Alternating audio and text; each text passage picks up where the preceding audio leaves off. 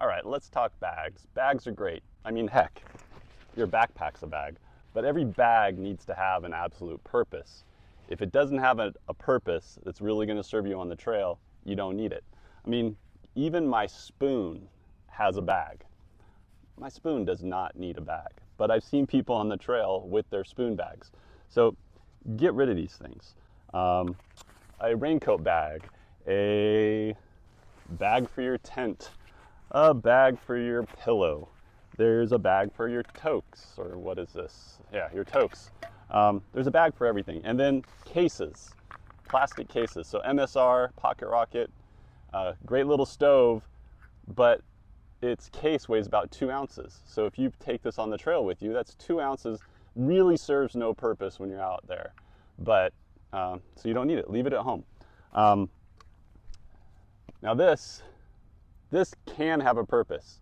You can use it as a cup, you can use it as a measuring cup, and you can use it to protect the bottom of your stove.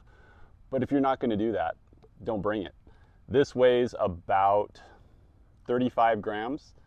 This Toques can, without the lid and without its can, weighs about 85 grams.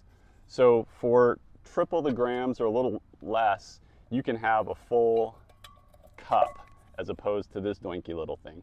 So you think about those trade-offs when you're doing your pack out. I've weighed all these bags, and even my tent bag, yeah. I've weighed them all, and it comes in at about 5 ounces.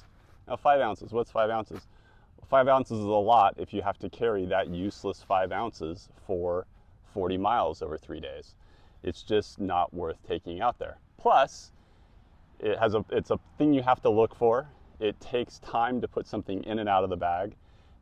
When it's in your pack, especially your sleeping bag, and then the one thing I don't have out here is my sleeping bag, which would add another probably ounce or two. So if you put something in a bag and you put it inside your pack, it is contained and it's in this nice little space. But packs aren't designed that way.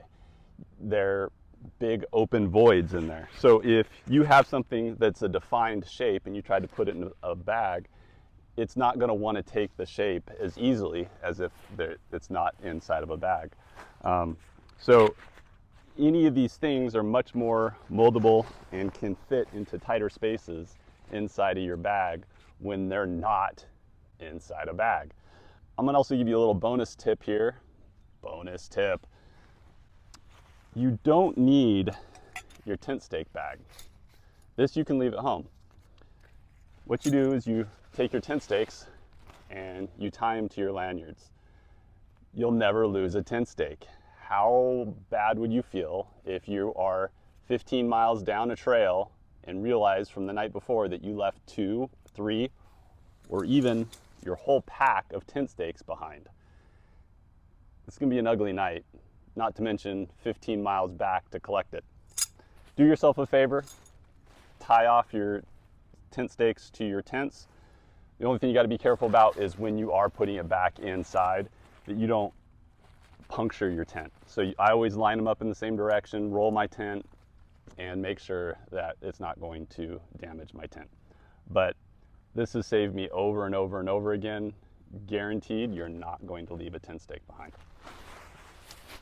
So that's it for today. Thanks for watching. Don't forget to like and subscribe. If you have anything that you'd like me to talk about in the future, things you'd like to see me try, go ahead and hit me up. I love all the comments, especially like the microphone comment. I appreciate that, and I think it's gonna really improve the content from here on out. Thanks for watching.